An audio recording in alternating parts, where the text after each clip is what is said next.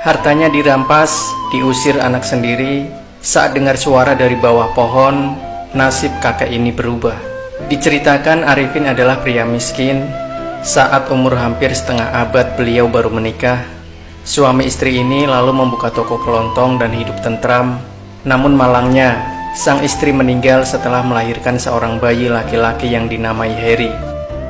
Arifin sangat sedih, namun tetap saja harus melewati hidup dan membesarkan anaknya yang masih bayi.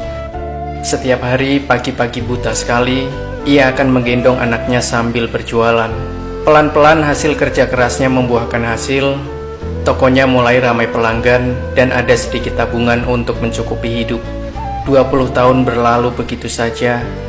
Heri tumbuh besar menjadi pria gagah dan tampan. Ia lalu menikah. Tak disangka setelah menikah Heri berubah. Dengan alasan agar bisa hidup makmur, Heri merebut toko kelontong, lalu mengambil alih surat kepemilikan rumah dan tabungan ayah kandungnya sendiri. Tak sampai 6 bulan, Heri mengusir ayahnya untuk tinggal di kandang sapi. Ayahnya dengan berang meninggalkan anaknya yang tidak berbakti itu. Untungnya berkat pengalaman bertahun-tahun di toko kelontong, Arifin mengenal banyak pengusaha yang bersedia meminjamkan uang untuk menyewa rumah. Sisa uang pinjamannya kemudian dipakai membeli stok untuk dijual kembali. Begitulah kakek Arifin mulai menjajakan dagangannya di jalanan. Suatu malam yang dingin, tidak banyak berjalan kaki di jalanan. Kakek Arifin berpakaian tipis, menggigil kedinginan.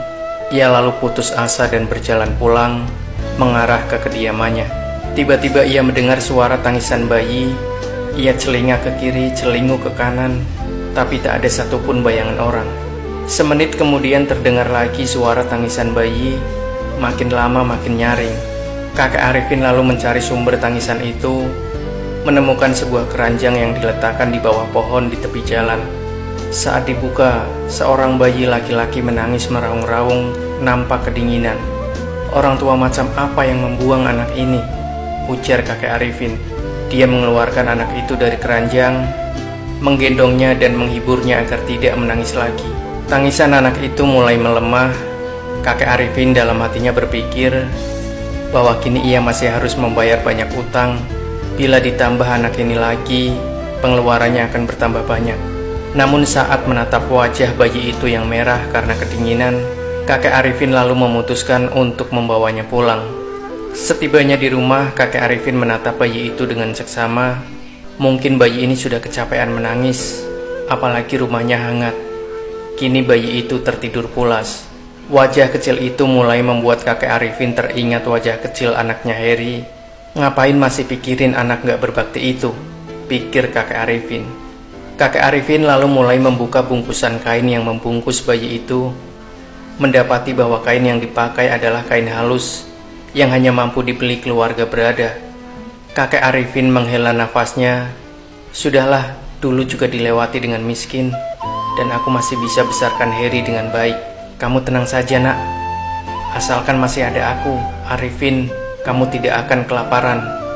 Ia memencet pelan hidung bayi itu. Tak disangka dari wajah bayi yang sedang tertidur pulas itu muncul senyuman manis. Kakek Arifin tersenyum bahagia melihat senyuman bayi itu. Sejak saat itu, kakek Arifin menggendong bayi itu sambil berjualan. Anehnya, sejak memungut anak itu, dagangannya menjadi laris manis. Anak bayi itu suka tersenyum, wajahnya juga lucu dan tampan. Saat berdagang, kakek Arifin meletakkan bayi itu di dalam keranjang. Di atasnya digantungi kerincingan.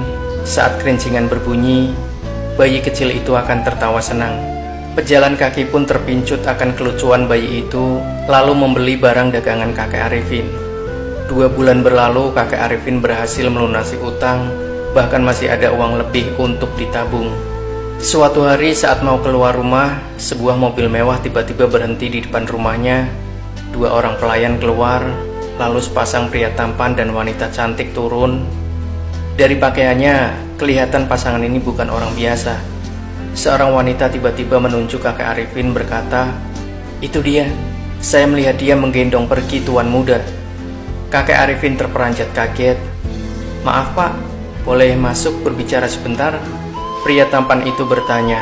"Oh iya ya." Kakek Arifin tertegun lalu mengangguk bingung. Ternyata sepasang suami istri ini awalnya kabur dari rumah. Keluarga sang wanita merupakan keluarga berada, sebut saja namanya Kevin dan Michelle. Tak lama setelah kabur dari rumah, Michelle mengandung.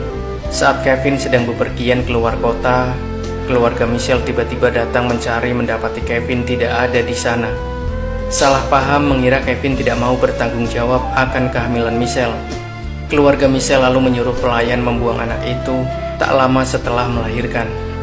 Setiap harinya Michelle menangis karena ada orang yang percaya akan kata-katanya. Untungnya Kevin segera kembali dan menyelesaikan kesalahpahaman itu. Kini mereka mencari keberadaan anak yang dibuang itu. Kakek Arifin mendengarnya namun masih tidak percaya. "Kalian ada bukti apa kalau anak ini anak kalian?" Michelle dengan terbata-bata mengatakan, "Di lengan kiri anak saya ada tanda lahir bulatan hitam." Kakek Arifin lega lalu tertawa. "Kalau begitu saya kembalikan anak itu kepada kalian. Tapi kalian harus janji untuk menjaga dan merawat anak itu sepenuh hati. Kalau tidak, saya tidak akan tinggal diam." Sepasang suami istri itu mengangguk, berlutut berterima kasih atas pertolongan kakek Arifin merawat anak mereka. Kakek Arifin segera membangunkan mereka. "Jangan begini, saya sangat bahagia dan bersyukur akan saat-saat bersama tuan muda kecil." Beliau lalu menyerahkan anak itu kepada ibunya. Namun saat terlepas dari pelukan kakek Arifin, bayi itu langsung menangis. Mau gimana pun ibunya mendiamkannya, bayi itu tetap menangis dan malah semakin menjadi. Kakek Arifin lalu membantu mendiamkannya. Saat bayi itu digendong kakek, tangisannya langsung berhenti dan bayi itu tertawa senang. Ayah ibu bayi itu tersenyum miris. Setelah berdiskusi sejenak, mereka lalu bertanya kepada kakek Arifin, "Kelihatannya anak ini sudah terbiasa tinggal dengan bapak. Kalau bisa, apa bapak mau tinggal bersama kami?" Kevin dan Michelle memohon dengan tulus. Akhirnya kakek Arifin pun menyetujui permohonan mereka, ikut pulang ke kediaman mereka.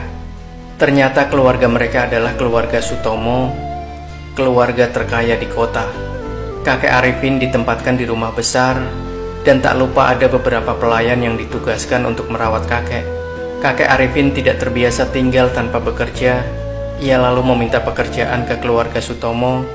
Beliau lalu ditugaskan mengurus supermarket terbesar di kota. Sifat kakek Arifin yang jujur dan tulus membuat bisnis supermarket itu semakin membaik.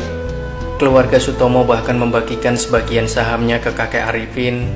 Kali ini kakek benar-benar hidup makmur, serba berkecukupan. Anaknya Heri sempat datang mencarinya, berharap kecipratan kekayaannya.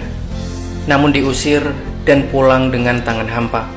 Kabarnya istri Heri kabur dari rumah beserta selingkuhannya. Uang-uangnya juga diambil ludes. Karena Heri juga malas, tokonya bangkrut dan ia jatuh miskin. Kini ia hanya mengemis demi melangsungkan hidup. Anak laki-laki yang dipungut kakek itu tumbuh besar dan dekat sekali dengan kakek Arifin, menyayangi dan menganggap beliau sebagai kakek sendiri. Di usia ke-98 tahun, pada suatu hari di musim semi yang hangat, kakek Arifin tersenyum bahagia, menutup mata untuk selamanya. Demikian sahabat cerita nyata Reborn, akhir dari sebuah kisah yang berjudul Hartanya Dirampas, Diusir Anak Sendiri.